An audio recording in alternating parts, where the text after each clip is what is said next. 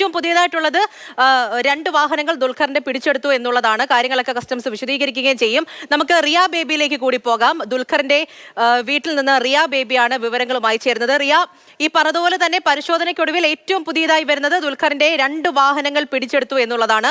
നിർണായകമായ പരിശോധനയാണ് നടക്കുന്നത്. വലിയൊരു തട്ടിപ്പാണ്. നികുതി വെട്ടിപ്പ് അടക്കം നടക്കി ഇവിടേക്ക് കൊണ്ടുവന്ന വാഹനങ്ങൾ അത് ഈ ഓരോ താരങ്ങളുടെ കയ്യിലാണ്. കസ്റ്റംസിന്റെ നീക്കം എങ്ങനെയായിരുന്നു? ഈ തട്ടിപ്പുമായി ബന്ധപ്പെട്ട് ഏതെല്ലാം വിധത്തിലായിരുന്നു ഈ റെയ്ഡ്, അതേപോലെ തന്നെ ഈ താരങ്ങളുമായി ബന്ധപ്പെട്ടത്? ഇതിൽ നിന്നും ആ വീട്ടിൽ നിൽക്കുമ്പോൾ ഏറ്റവും പുതിയതായിട്ട് റിയയ്ക്ക് അറിയാൻ കഴിയുന്നത് എന്താണ്?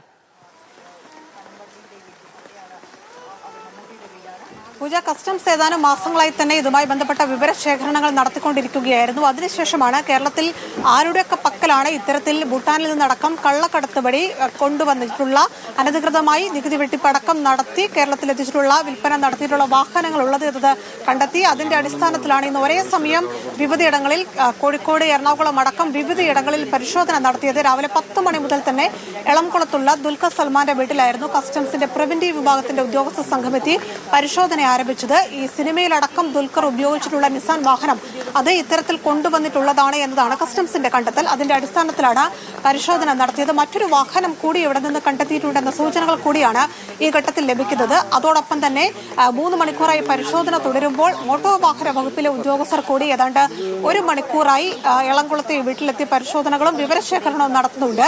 എന്താണ് സംഭവിച്ചതെന്നടക്കമുള്ള കാര്യങ്ങളിൽ വിശദമായ വിവരങ്ങൾ, രേഖകൾ, ഇടപാടുകളടക്കം വിശദമായി തന്നെ പരിശോധിക്കുകയാണ് ഉദ്യോഗസ്ഥർ ഇതിലൂടെ ലക്ഷ്യമിടുന്നത്. കൊച്ചിയിലെ ചില ഷോറൂമുകളിലടക്കം ഇതുമായി ബന്ധപ്പെട്ട പരിശോധനകൾ നടത്തുകയും ചെയ്യുന്നുണ്ട്. എന്തായാലും ഇതിൽ ഇവർക്ക് പങ്കുണ്ടോ, ഇടനിലക്കാർ വഴിയാണ് ഈ വാഹനങ്ങൾ ഇവരുടെ ഇടയിലേക്ക് എത്തിച്ചത് എന്ന കാര്യത്തിൽ യാതൊരു സംശയവുമില്ല. കാര്യം കസ്റ്റംസ് സംഘം തന്നെ വ്യക്തമാക്കുന്നുണ്ട്. പക്ഷേ ഈ വാഹനങ്ങൾ മേടിച്ച ഘട്ടത്തിൽ ഇത് അറിവുണ്ടോ, അതോടൊപ്പം തന്നെ ഏത് നിലയിലാണ് ഇടനിലക്കാരുമായി ഇവർ ബന്ധപ്പെടുകയും വാഹനങ്ങൾ മേടിക്കുകയും ചെയ്തത്, ഇതടക്കമുള്ള കാര്യങ്ങളിൽ ഒരു വിശദമായ പരിശോധനയാണ് കസ്റ്റംസിന്റെ ഭാഗത്ത് നടക്കുന്നത്. ഇനിയുള്ളത് ഈ വാഹനം പിടിച്ചെടുത്താൽ അതിന്റെ നികുതി അടക്കമുള്ള കാര്യങ്ങളിൽ ഇവർ അടയ്ക്കുകയും മറ്റ് നടപടിക്രമങ്ങൾ നേരിടേണ്ടി വരികയും ചെയ്യും. കാരണം ഈ വാഹനം അനധികൃതമായി കൈവശം വെച്ചതാണ് എന്നതിൽ പങ്കില്ല, അറിവില്ല എങ്കിൽ പോലും ഈ വാഹനം ഇവരുടെ കൈവശം ഉള്ളത് കൊണ്ട് തന്നെ മറ്റു നടപടിക്രമങ്ങൾ ഇവർ പൂർത്തിയാക്കേണ്ടി വരും. ആ നിയമ നടപടികൾ നേരിടേണ്ടി വരും എന്നൊരു സൂചനയാണ് കസ്റ്റംസിൽ നിന്ന് ലഭിക്കുന്നത്. എന്തായാലും ആദ്യഘട്ടത്തിൽ കസ്റ്റംസ് ഈ പരാതികളും വിവരങ്ങളും ലഭിച്ചതിന്റെ അടിസ്ഥാനത്തിൽ ദുൽഖറിന്റെ അടക്കമുള്ള വീടുകളിൽ എത്തുകയും പരിശോധന നടത്തുകയുമായിരുന്നു.